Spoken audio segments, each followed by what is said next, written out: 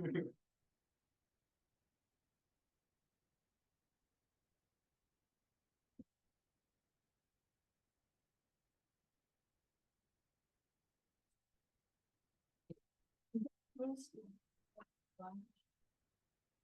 new one? Yeah. I haven't looked at it before, but yeah.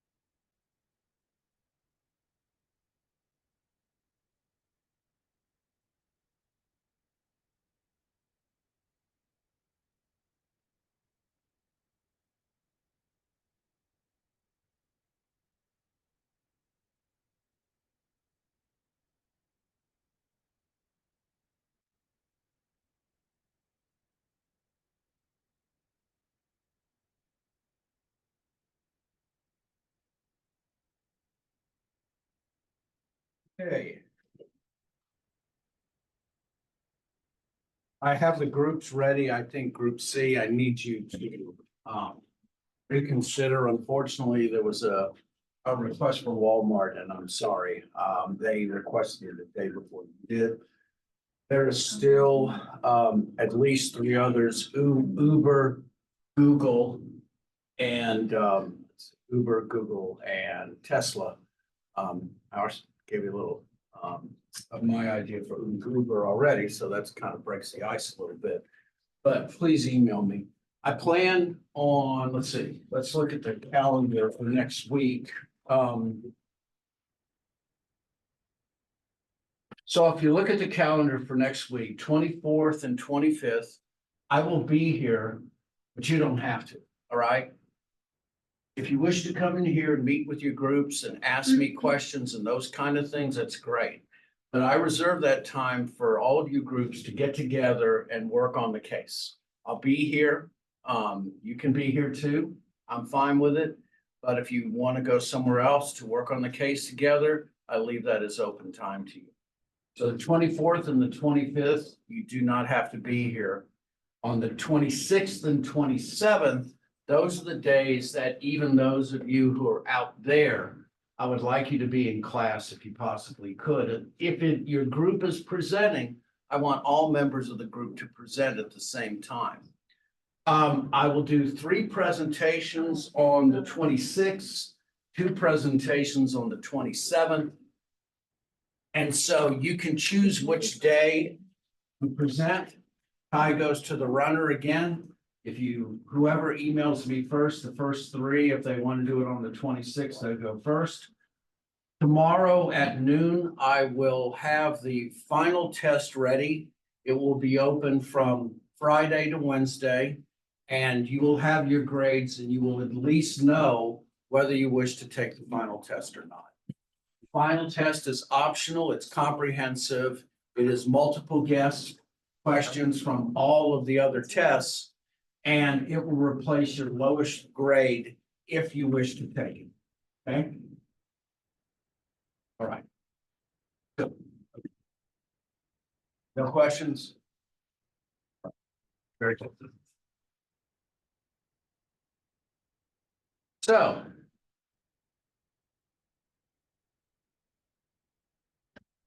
I wish it was an easier way to put all of these particular classes together, because I find OC does a great job of talking about these things, but I find that I talk about things before they actually happen.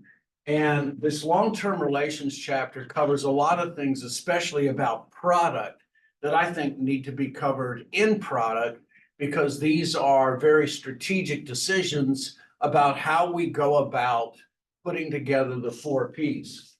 This chapter is called Maintaining Long-Term Relationships, but the marketing program, the chapter 6 could sure use these additions and not necessarily being the last chapter. Anyway, going on. It's important to understand that when we make choices about the 4 Ps, we're looking at this in terms of a long-term strategy, because ultimately what all activity should be doing is finding ways of creating long-term relationships with our consumers.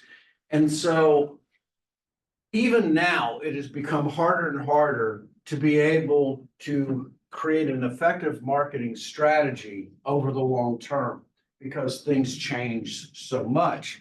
However, if we recognize that marketing is context driven and we consider to focus always on the consumer, then we at least have a formalized approach of being able to take things in stride as things change. So what we hope to do is implement a program that is able to be agile and retain customers in the long term, and then hopefully achieve successes that way.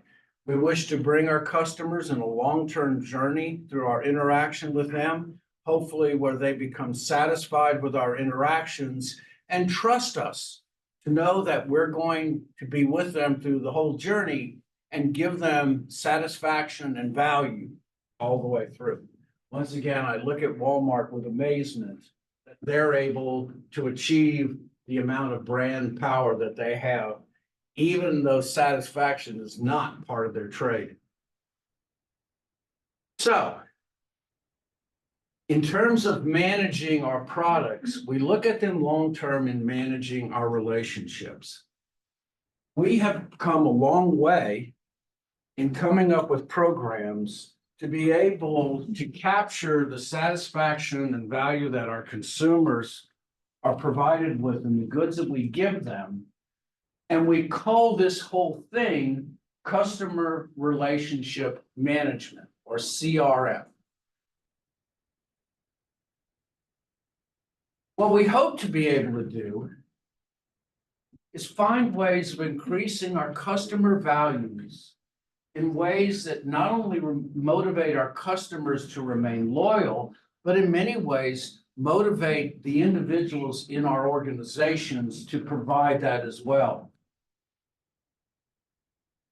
We hope to be able to keep the internal people happy.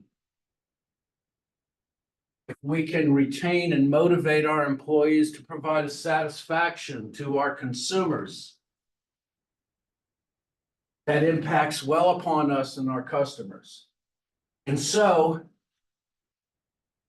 we hope to, in the collection of our information and data, be able to impact 4 individual groups.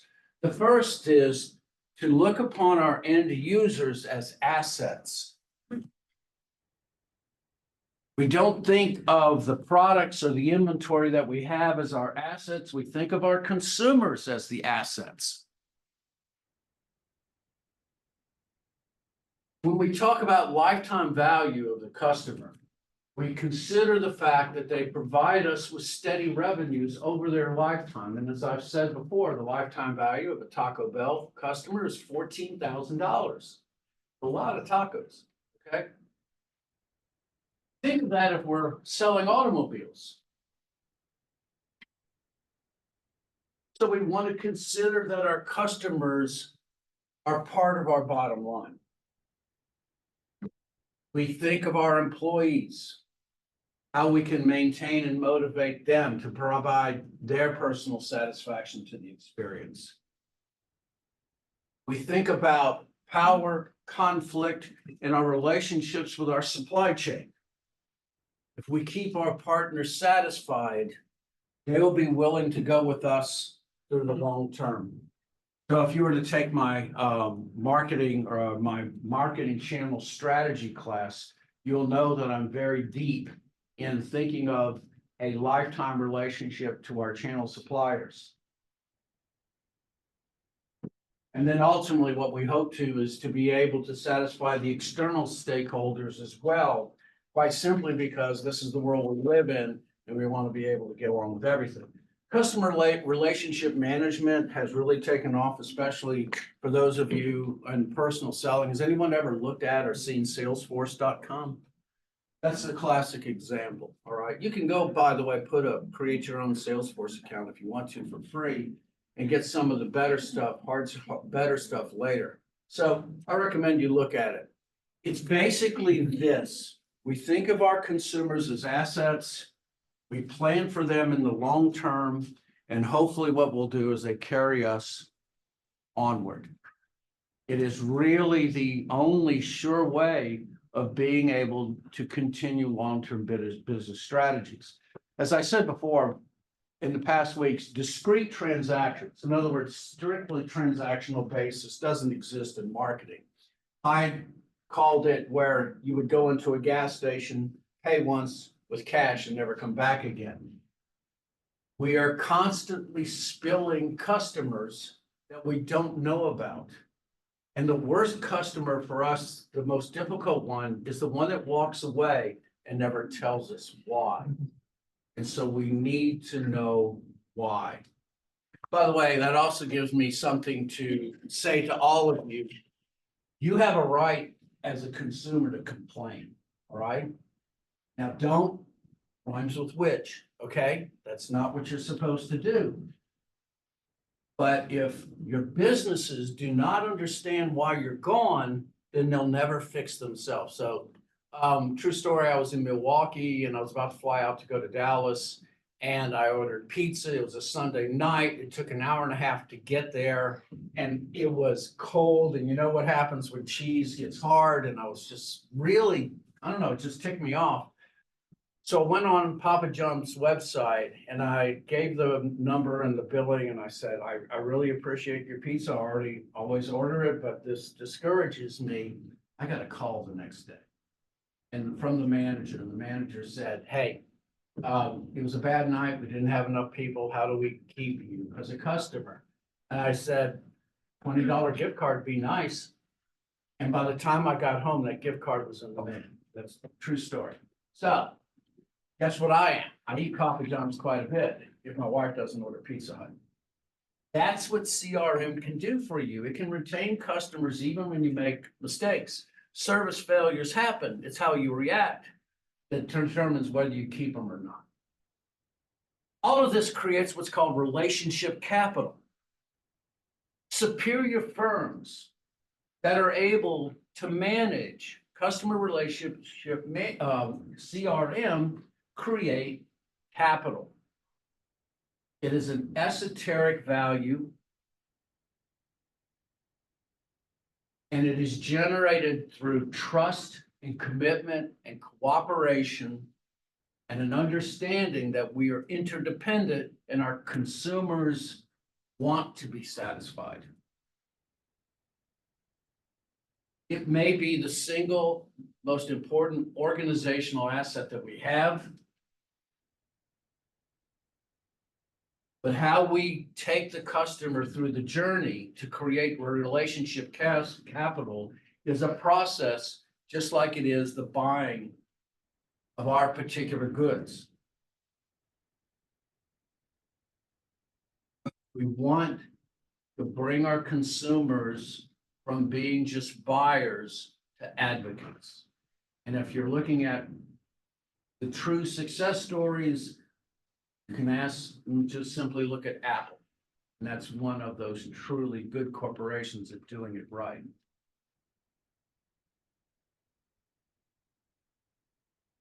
So, what do we hope for? We hope to be able to bring the consumers to an advocacy level. Hey,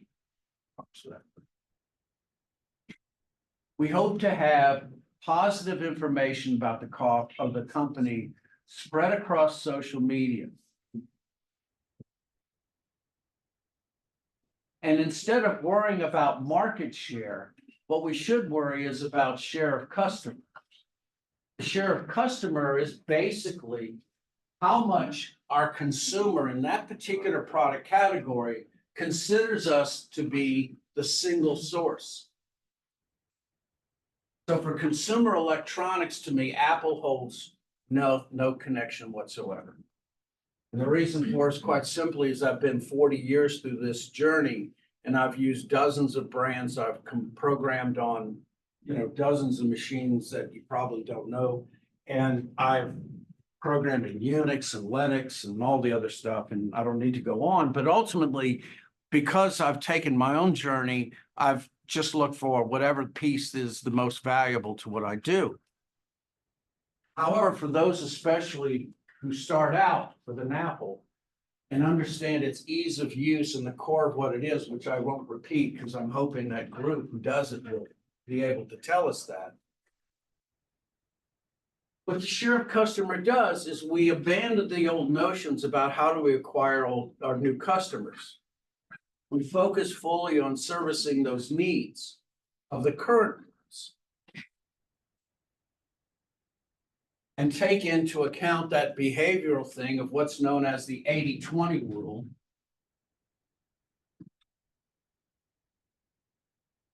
The 80-20 rule says 20% of our customers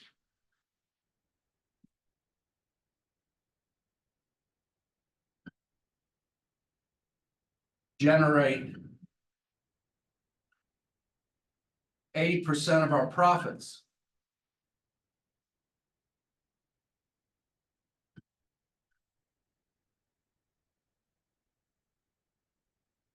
Focus on the needs of our customers. And so this is kind of a very busy screen, but I want you to note that this is a timeline and direction from less relationship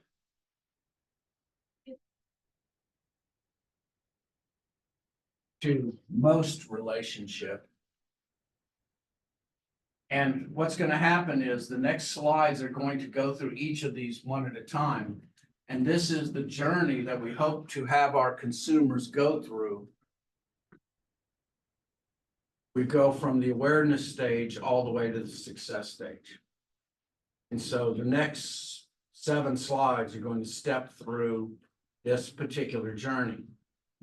Now, each of these slides are going to talk about how we do it and how we go through it. And so let's talk about them one at a time. How many of you have a food club membership with a supermarket? Yeah, I think a lot of us do. The value that you give to those individuals in your food purchases is something extremely important. Where you are, your age, your demographics, all of those things are very vital to them. So much so that they're willing to give you a piece of that just so that they're able to take that information and better serve you. In a supermarket, as I said before yesterday, 2% profit on the things that they sell of manufactured brands is pretty bad. Anybody want to guess is the thing that they make the most money? Okay, if I don't have manufactured brands, let's also throw out store brands. What's left that they make the most money on? The delis, okay? The delis are the food that they themselves make. The meat that they have, they cut themselves, which is important as well. And if you have a food club membership, it's where they give you the most substantial discounts, all right? So they do volume discounts, they give you coupons, they give you frequent customer programs, save you on gas. Those are the kinds of things that they first start you out with. And hopefully what they're doing is they're building short-term bond, customer and company kinds of loyalties. The difficulty with this, of course, is that it's easily replicated. And once again, it's the problem with all sales promotions is it creates the desire for more incentives. And you start to, unfortunately, have brand switching, which is not bad as long as you stay within the location of that store. So you kind of follow the whole coupon thing as well, and that you, in essence, train your consumers to look for short-term options. And so it's the first hook, okay? But it doesn't quite get you down the road. The next is you start social bonding. What you hope to do is start creating connections, both socially and physiologically.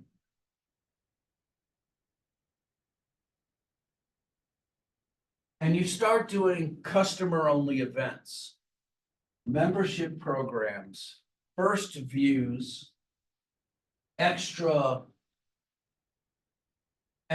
things centered one-on-one. I have been very impressed with YouTube and Rumble, and to watch them do Patreon and also locals websites and how they've been able to connect with those quite well. So there's a YouTube that I like to watch called Watch It for Days, and it is a person, she goes on and reviews Columbo episodes that I watched 40 years ago, and she's very good at it. And she has her own locals channel, and she creates this social bonding, and she's emailed me back several times, and we've gotten a conversation going, which I think is great, all right? It's difficult to copy that, and you can't switch brands because now you have some connection, some social interaction with this. The difficulty is it takes time and effort, and time is money, and effort is as well. And so the advantages of this as you move through is that it requires you to create and develop those bonds just as important. Now you start to move even closer, where you start to gain an intimate knowledge and provide one-on-one solutions to customers. And this is where your first stage, if you remember the last chapter, is we start talking about mass customization. They start to know your name when you go shopping. You go to a bar, they know you by your first name. My brother was a bartender for 20 years. And one of the things that he did is he learned his customer's first name.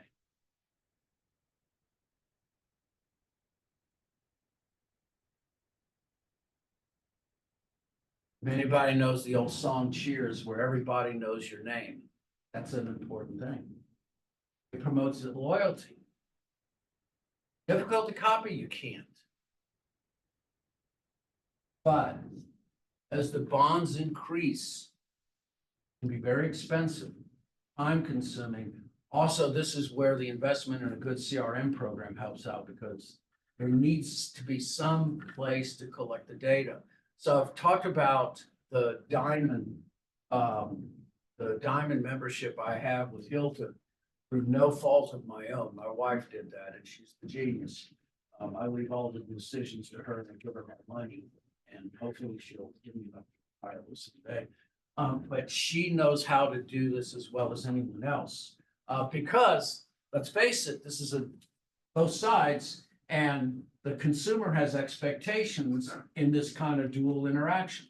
So let's be adults and know that give and take is vital.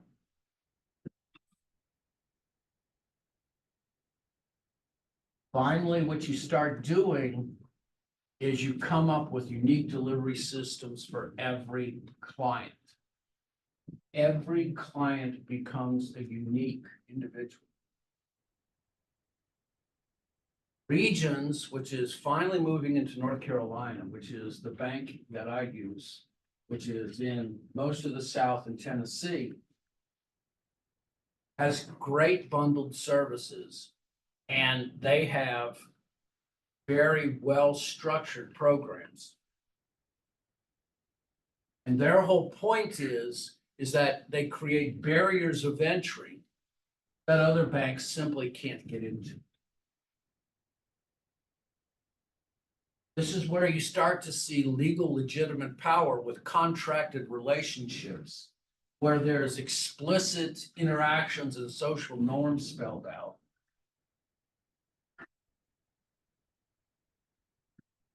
And so one of the first things, if you notice, if anybody's into the new banking systems, by the way, one of the first things they copied was automated transactions and same-day checking.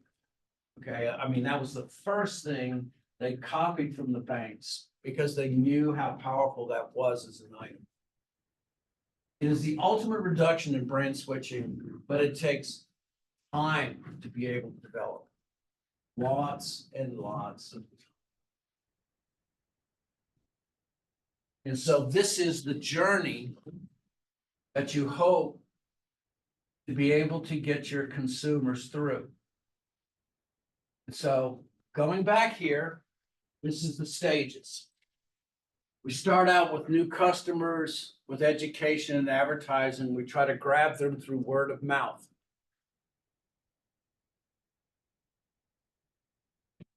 So the one-to-many model comes here many times.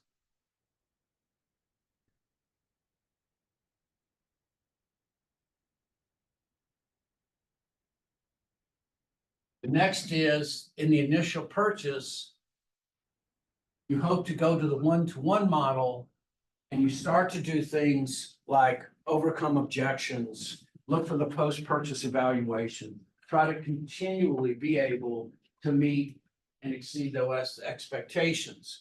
You start to have the repeat customer where they meet and exceed the expectations and enjoy the service. And then hopefully what they're doing is they're telling others with the many-to-many model that everything is great. Then they start to become a client. You're increasing the customer share. You start to have more personalized transactions. And then what you start to do is you really start kicking in that many-to-many, where you start to create bonds and interactions between everyone in the community itself. And so, oh God, brand communities. Brand communities are individuals such as Harley users groups, HUG, hog groups, okay? Many groups like that who are outside of the purview of the corporation itself, who interact with those groups, and you create this self-producing bond. Then what you create are advocacy groups where the customers basically become partners and you have customer events and reunions. They also call these marketing mavens, by the way. Marketing mavens, you also, this is where influencers start, but you got to be careful with influencers because, as I said, nobody likes a shill, right? This has to be sincere. And then finally, success is where you get up-to-date information. You're always there to help other customers use new products. It becomes a self-perpetuating kind of success story.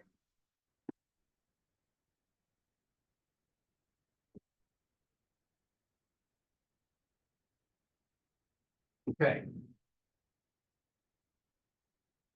So as I've said before, value is one of those particular calculations that I like a lot. Well, I mean, pretty much it is everything that marketing is, especially when we're trying to fight with the whole concept of satisfaction.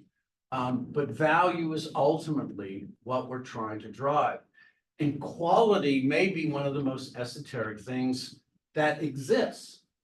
How do we define what quality is?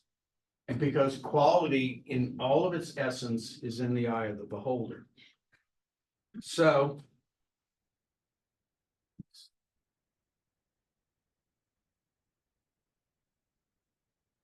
here's one of those things that I really wish when they talked about the product in chapter 6 that they would have covered, because here we are at the end and I'm like, this should be at the beginning. Quality is the degree of superiority of a firm's good or services.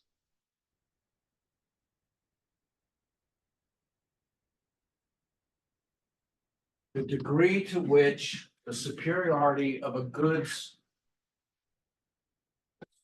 or services.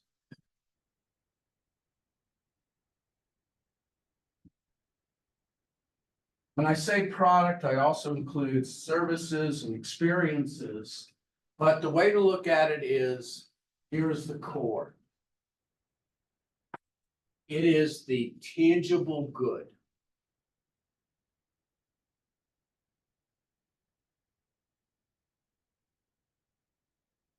The next is the supplemental. This is what it is that adds value to the core product itself.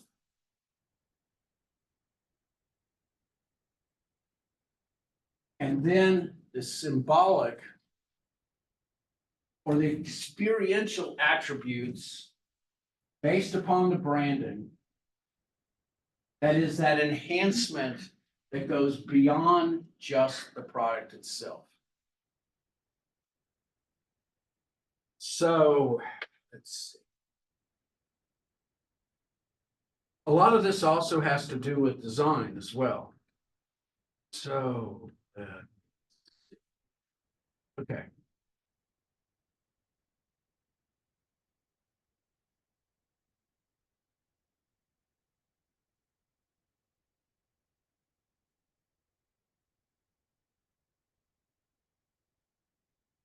So here's an example of quality and design, good and bad. Can anybody tell me? Well, I'm not sure you could, but can you tell me what is the common thing in this? I'll give you an idea.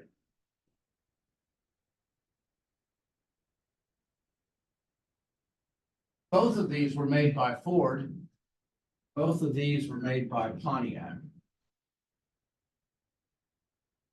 Same company, same ideas, yet came out with good stuff and bad stuff, okay?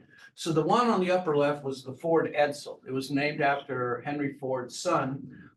It was known as one of the greatest bombs of all time. And it was really built in terms of what we would consider to be a quality vehicle for the day. The one on the right is the Ford Mustang. It became the defining what we would call pony car. It was originally developed in 1964 by Lee Iacocca and John DeLorean, the man who developed the DeLorean. It was originally designed to be a third car for younger people. Came out with a nice four-cylinder engine with a 4-speed transmission, manual.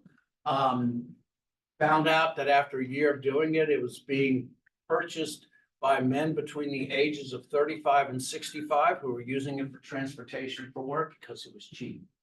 Okay. Then they started revving it up. The Mustang 2 came out, gave it some juice, and here we have success. So the Pontiac on the right was known as the Trans Am, and this was the next iteration of the pony car. V8, 420, was used in the quarter mile, just lean and mean. Beautiful, beautiful design. The one on the right or the left, lower left, is the Pontiac Aztec, and is known as the vehicle that cratered Pontiac and destroyed the corporation. Okay.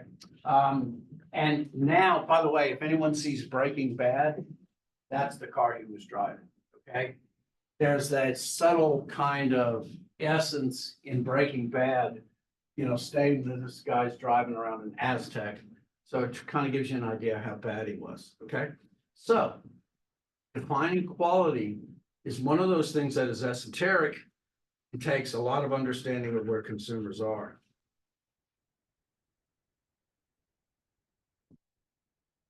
So How do we drive superior quality? We have to understand what consumers want. That sometimes can be a very difficult thing. And then there's that saying about lowering expectations.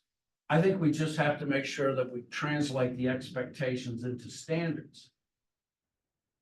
Pontiac certainly did a great job on the Aztec, by the way. It was a car ahead of its time. But for Pontiac users, the advocacy group that were used to driving Trans Ams, it was just simply a bridge that went too far. And this is the failure of a corporation not keeping up with its group. Upholding those quality standards is vital. And then the other part of that is don't overpromise. And that happens many, many times.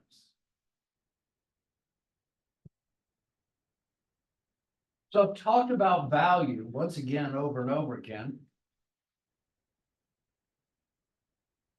And I want you to understand that value is a totally subjective thing. That's why I don't use the word utility a lot, because utility makes a feeling like you can do plus or minus stuff and come up with a reason that everything, calculates out.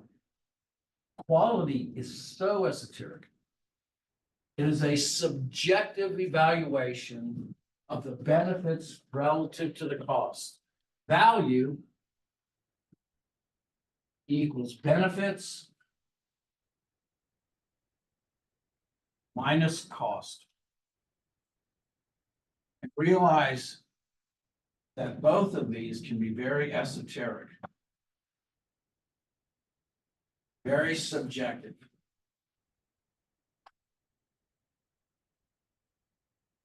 It is within the eye of the beholder to decide whether or not you have something that succeeds. Monetary cost can be a proxy for what value is, but it doesn't define it. But it's pretty good. But unfortunately, if you do not deliver value to consumers, it doesn't matter. Because no matter how much you spend, it isn't going to be valued to the consumer group you're working for. And so when I talk about quality, the quality, once again, is how the consumers perceive it. And so there are going to be 4 ways in which we are going to talk about product quality, and it is in all of the 4 Ps. And so if I do this, here, all right.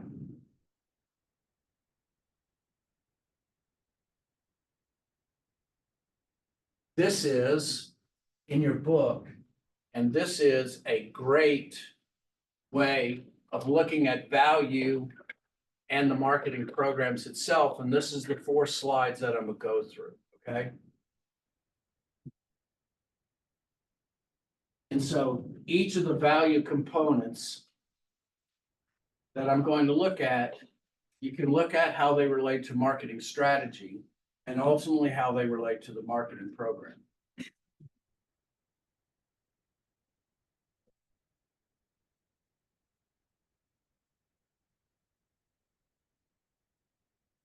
So, quality. In the products, the features that we're looking at are the brand names, the design, what I just talked about,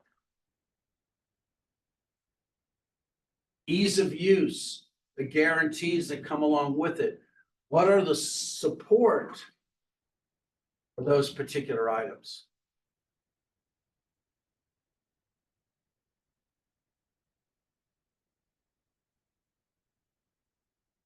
The pricing strategy. How do I support the image of this product? Because especially in other cultures, price is a major symbol for the value of a particular item. Somebody tries to sell you a Rolex watch for $50. What's your first thought? Fake. Yeah, exactly. Because the perception of my pricing is that there's something wrong with it. The chair of my dissertation, Dr. Babin, has a friend of his. To give you an idea, Rolexes, he collects fake Rolexes. And there is a market for fake Rolexes because the image of the Rolex is so good that the closer you get to the fake, the more valuable the fake is in comparison to the real. That's an idea of just how prestige can even carry the fake. In a distribution strategy, it comes down to how available that item is or how exclusive it is. And so you go from one stretch to the other. If the core product is a Coke, then convenience is its most absolute essential product. However, if it's a Rolex, exclusivity needs to be its goal. In promotion, the image and the prestige has to support, and then you may even need to carry to personal selling. Personal selling, of course, is for those items with greatest risk.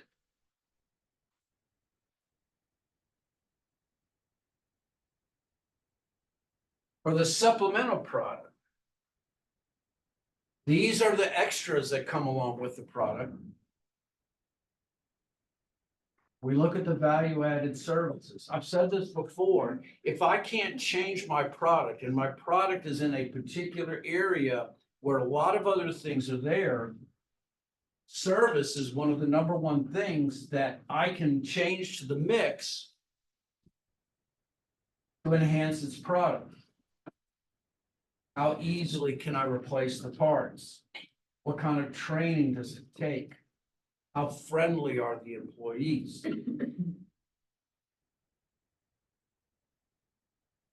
BMW is a very exclusive brand, but the repair services are horrendous.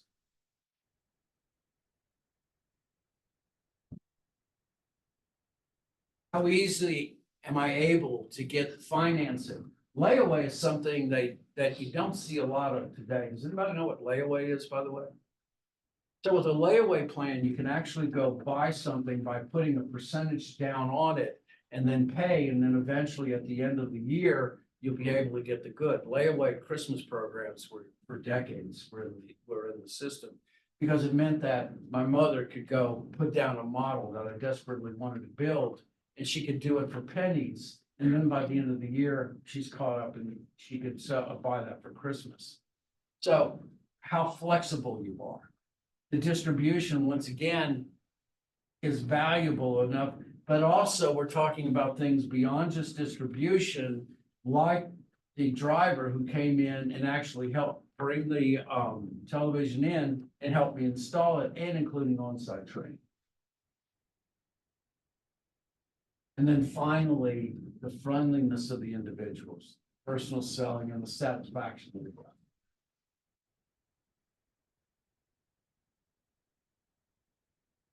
And then the last and most esoteric of all of those are the psychological benefits of being seen with a given item.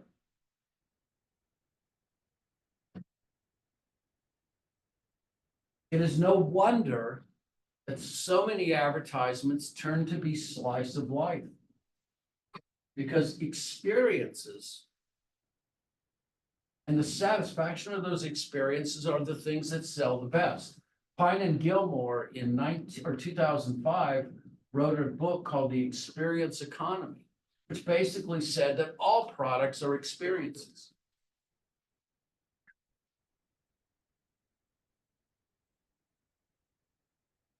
So I was looking at a website today that's called used to be Pizza Huts.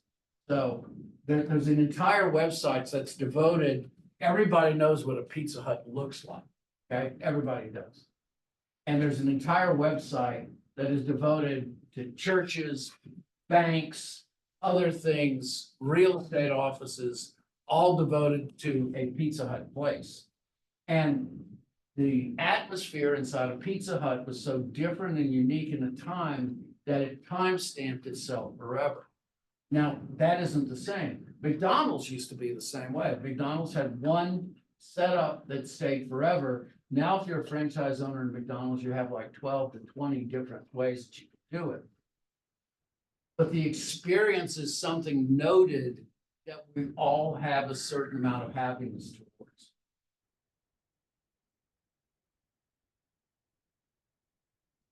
And so the promotion with these strategies has to do with image and reputation and slice of life. The experiences matter.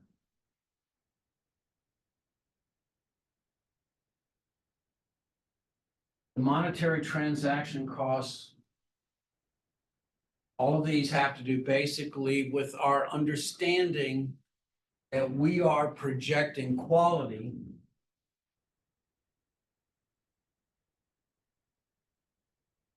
in the product strategy by basing it on a particular cost. Now, having said that, as I've said before, certain companies get away with penetration because they have strong established connections, such as Texas Instruments, and they are willing to price their goods substantially less than they actually make. Alcoa, American Can Corporation, was a practical monopoly in 1947 and 1955 because they priced their goods at market value or below, even though they were the only ones there.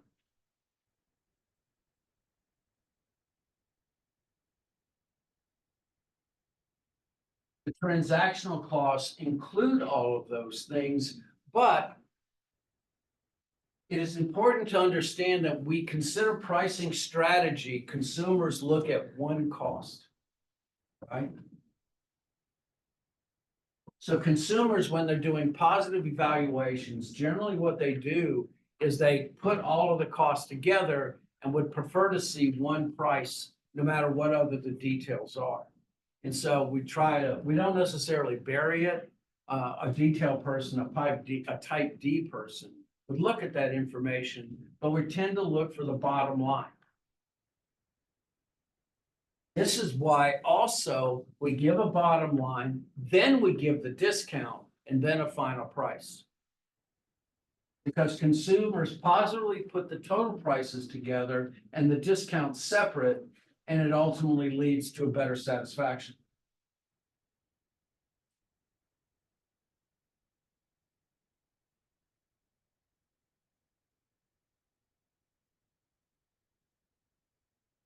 I'm going to leave out monetary life cycle costs and non-monetary costs.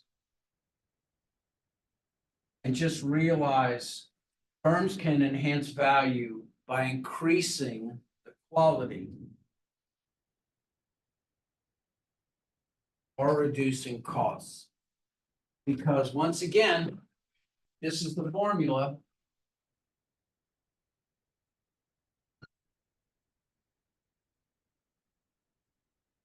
Way that we increase value is increase benefits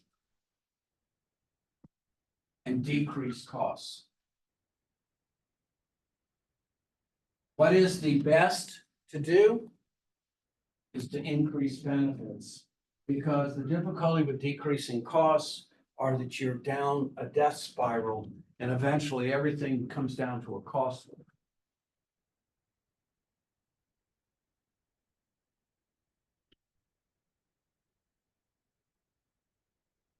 The difficulty, of course, is the changing nature of value, because what we consider valued now is not necessarily what we considered valued in the future. And so Netflix is one of those particular items that has done a great job on updating their streaming library to be able to continually create value. I think Max has come along with a great idea. I like the fact that they're putting libraries out there, which I think is important. But, you know, there's really only one that's making money right now, and it's Netflix. So they're the ones that have come up with a great idea.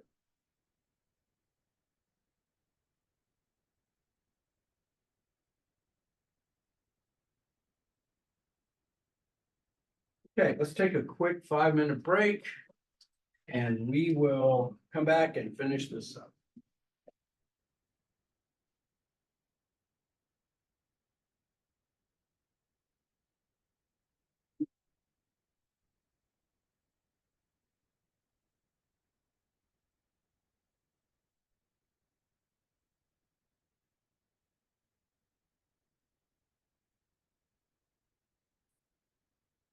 So.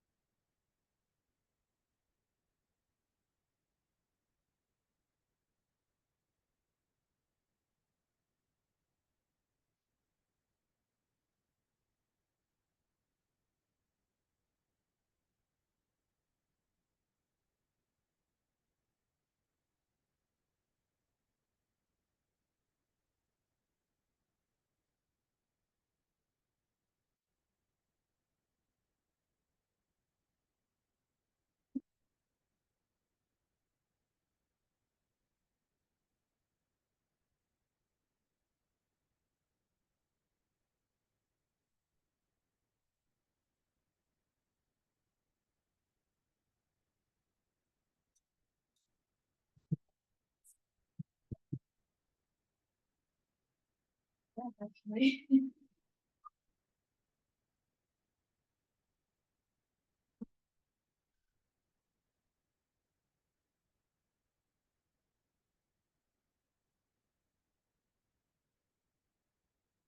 So I wanted to kind of show you this. This is in your book as well.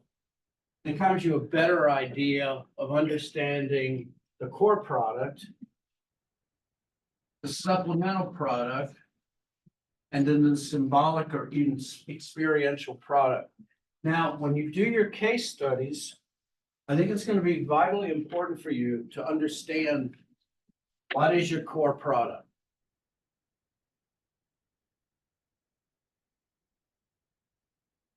But especially the symbolic significance of whatever you're bringing.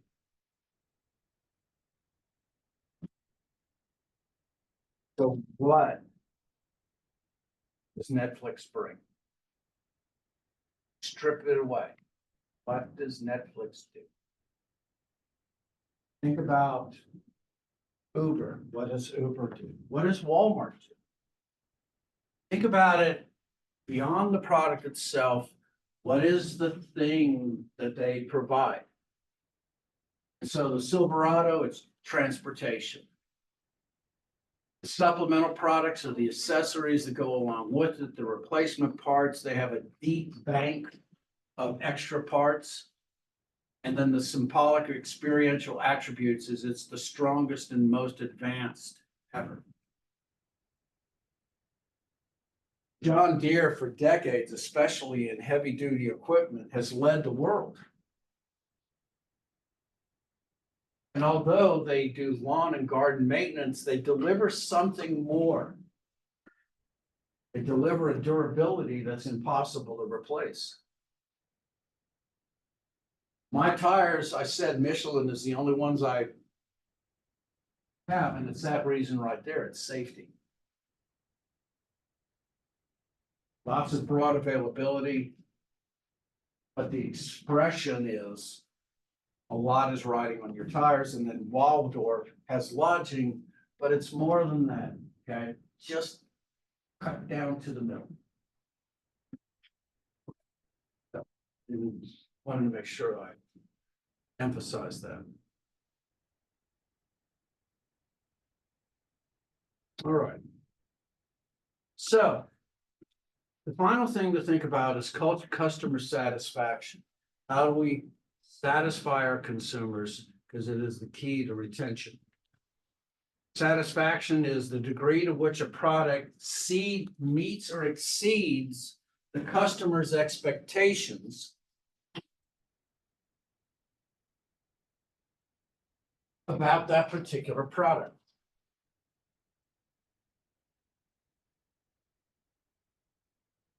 And so what this means is that there's an area in which the consumers will be okay with. And this equates to what's known as the zone of tolerance.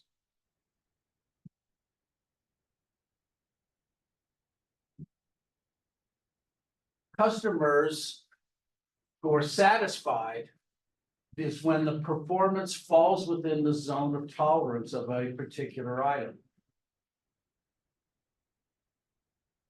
Which can mean this.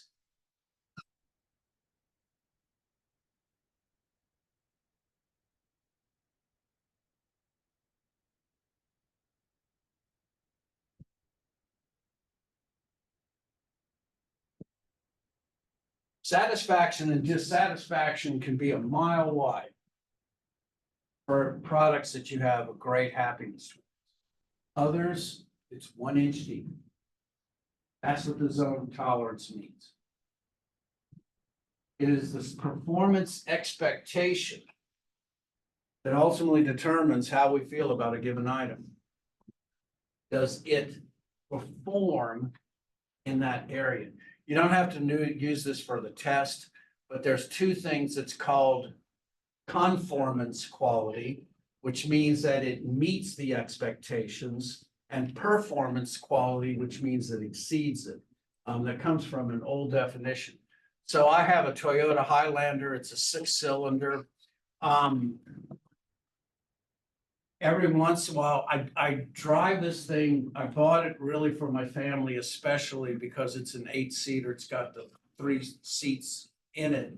But there are times, especially when I am entering into I-85, where I need to punch it, and you feel those 6-cylinders kick in, and it's a great asset. A lot of satisfaction in it. I really enjoy that vehicle. That is performance quality, not conformance quality, where it exceeds it. All right. But for you, these are the 3 definitions that you want. The actual performance falls below what is considered adequate. That's dissatisfaction. And delight is when it actually exceeds it. And so here's the difficulty. How do we paint that target so that our consumers are satisfied? Well, we don't want it too narrow, okay? Because then that level of expectation of where it is met or exceeded or doesn't meet it can be a very narrow window, which makes it a hard target to hit.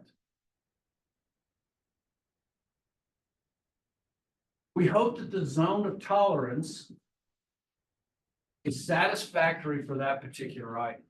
Now, I can say the zone of tolerance in an apple is big, but then again, like I've said before, Apple people do not want a beta tested item. They want it running right out of the box. And that's the reason why Apple Maps failed so miserably. And I have no idea, but the guy who created Apple Maps started to work for JCPenney. That's not a great career. Right? So anyway. But you have to understand customer expectations, and you have to find a good zone of tolerance. So this is an example, okay? The range of customer expectations can be high and it can be low. The ideal expectations are, this is the best thing in the world. I want to give my daughter something special.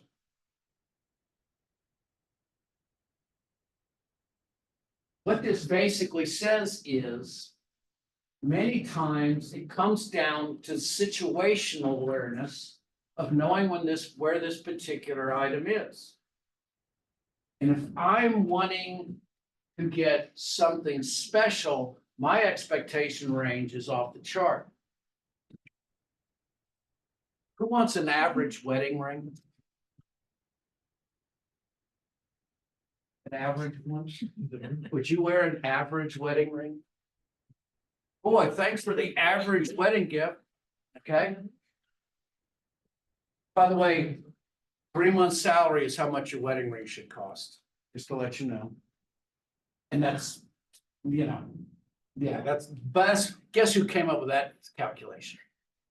The diamond merchants, okay? So, take it for what it's worth, all right? But yeah, I'll take an average wedding ring, like I'll have an average marriage, okay? And have an average honeymoon and, come home to an average life. Ain't gonna work, okay? Normative expectations, the word normative means, literally from Latin, should. All right?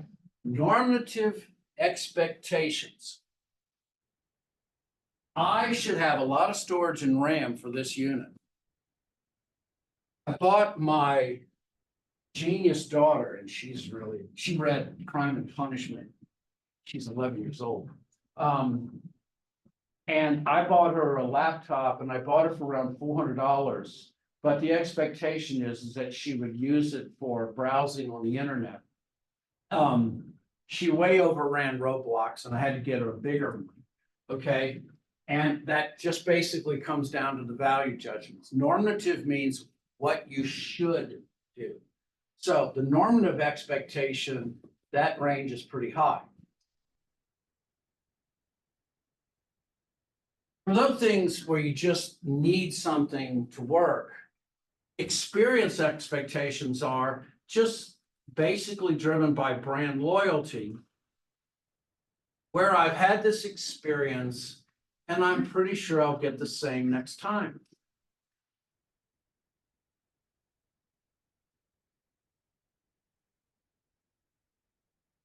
And I actually bought her laptop with minimal tolerance expectations because internet browsing and Word, that's all that she was going to do until she became techie. And my thought was just get her something to browse on the internet, something that's within the range. And I'm driven more by price driven. And when you start to be driven by price, okay, the expectation is low. Think of this as a hierarchy from almost the mundane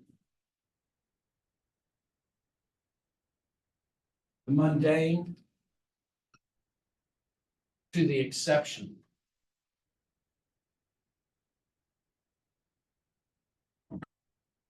Okay. What this simply means is this: as the expectation grows, or the uniqueness of the circumstances grow, the expectations of the consumers grow. Which means this: if you specialize on special occasions and unique events, you automatically know that you live in a very high expectation range. If it is a once in a lifetime journey, then the bar that is set for your consumer group is through the ceiling. And so you should work to confirm those things the best. But of course, the problem is this is why our customer expectations seem to be unrealistic.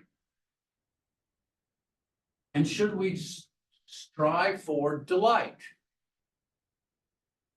by exceeding their expectations? In striving for delight, we must constantly research, one, to be able to understand the buying behavior of our consumers and know whether or not those are special events to the consumers themselves.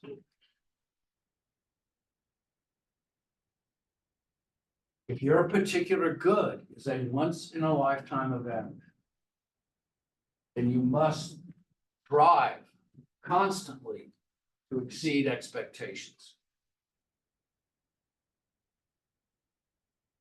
But let me also say those items or those locations where you're looking at ideal or once in a lifetime events are usually those that make the most profit. And so managing customer expectations tends to be very difficult, and it tends to make us have to take one or two steps ahead of the game. But it's a good thing because we're constantly striving to understand where our customer journey is. Question about to delight our customer expectation. I feel like if we try to seize their expectation, it might create another expectation. I feel like when you give a lot of discount, you will require a lot of discount. Right. And if you stop it, they will move to another fence. So in this, I think that we don't have to try our best to see the situation. We just have to do better than competitors. Corporations live between events and continuity. All right. In other words, like everything, it's a process. And I use Nintendo as an example. Okay. Nintendo lives on continuity. So over the journey, but then they have once in a lifetime events, like when Wii came. Decade or another decade later, they come up with the Switch. And so you actually have to have a balance of both. You're right. It's a process, not an event. And so we need to create a continuity through our system so that the consumers have a good, consistent expectation. But we need to have champagne moments. We need to have the spritz that those things create an above satisfaction for the customers. And so there's always a constant balance between those things. I agree with you. So Apple is one of those corporations right now that's in kind of a continuity phase right now, but the iPhone and and all of the other things that came about were not just continuity. They were discontinuous events. And so there needs to be a constantly evolving interaction with our consumers. I do agree with you. Not everything can be wonderful, all right? But you can provide a journey that provides satisfaction. Good question. Okay, yeah. Great companies do both, right? Great companies celebrate, great companies bring you consistency along the journey. All good ones. Ramada Inn had a great phrase. They said, the best surprise is no surprise. One of the things that Ramada always did was clean room, fresh food, and, good service. That was Ramada. Ramada was so tied into it, Holiday Inn as well, that they had the exact same format for every hotel in the United States from 1960 to 1985. Now think about that. If I was in a Holiday Inn in Seattle, Washington, it would have the exact same layout as in Tampa, Florida. And that was their key. However, people get bored with the same things. And they came up with different ideas. They came out with a holodome where they had this in great internal area. Then Marriott came out with a courtyard, which created their own unique kind of environments. And so you find this constantly evolving, continuous kind of evolution. And I think that's the better way of thinking of it. You're always trying to find some way to satisfy the customer and achieve delight. The last thing you want to do is have dissatisfaction. It's a good point. All right. Are customers' expectations unrealistic? Customers want what they want. Okay. It's as simple as that. And sometimes we have to be brought along, especially with corporations like Apple that create discontinuous events. The only way Apple survives in making the tremendous changes that they have is consumers trust them. And that's been built over years. And so now finally, we tie these things all together. So customer satisfaction is defined as relative to customer expectations. And it's difficult to separate satisfaction from quality and value. Any part of the product offering, customers have an expectation about. And they change. 20 years ago, the thought of not having a maid come in and make my bed would be unheard of. But now we accept it as the modern reality. I have to ring to get towels changed. Are you kidding? And so how those things translate into consumer changing expectations is all about keeping up with what they expect.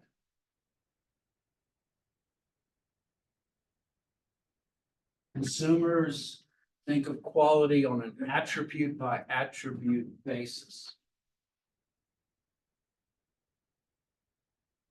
So what is it about your pad, may I ask? What is it about your iPad that you like? Excuse me, I'm sorry. Yes. What is it about your iPad that you like the most? Right, for taking notes, right? And you're using a stylus, right? That's an attribute by attribute basis. Could you replace it with something else and do it as well?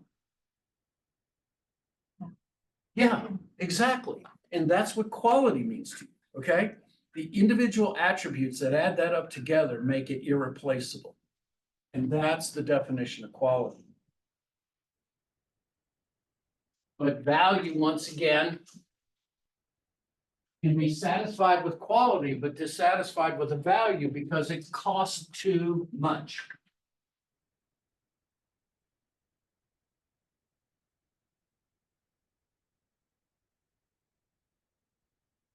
And so value, the benefits that you have, you may be satisfied with the quality that you have, but you've paid too much to get it.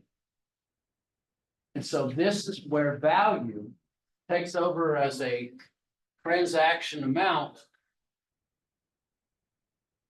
And once again, while you can buy an Apple laptop for $2,000 and pay 35% more than the average individual, because the value that you have in the process exceeds the cost that you did in putting it together. So these are how they all relate together. Very esoteric, very hard to grab onto, but if I can succeed in creating value, then satisfaction and quality come along. So how do we take this? Understand what can go wrong. You focus on what you can control and what you can't. Remember, when we look at the SWOT analysis, we're looking at our assets. We manage the customer's expectations by broadcasting those things we can do and not focusing what we can't. And we offer guarantees and satisfaction. So I got one of those pop-up things inside of Facebook that said, Cheech Marin will ship your gummies back free if you're not completely satisfied. Okay. Whatever you say, Cheech. But you offer guarantees just for that reason. And in other words, what you do is you give that as a freebie. You make it easy for customers to complain. Because once again, as I said, the worst customer is the one that never comes back to you and never tells you why.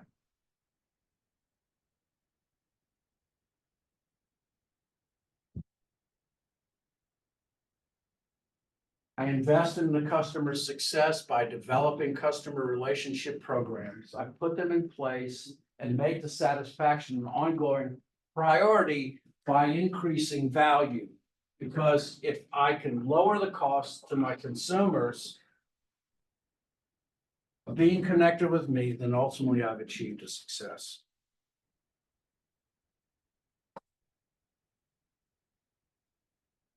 And so the only one I want you to note in this, which would be a test question, is this one right here, lifetime value of a customer. The lifetime value of a customer is exactly as I said. The concept of LTV is I consider my customers to be strategic assets that I want to be able to invest in. I literally think of them as being part of the balance sheet. That rating scale tells me whether or not I've achieved success. There are many ways to calculate it. You can find many finance books that'll do it for you, but just understand it as the number one thing. Because it's the number one thing that affects you, because now you're starting to think of the customer. Okay, remember from the very beginning, the concept of marketing myopia was that you're buying customers, all right? That's your job.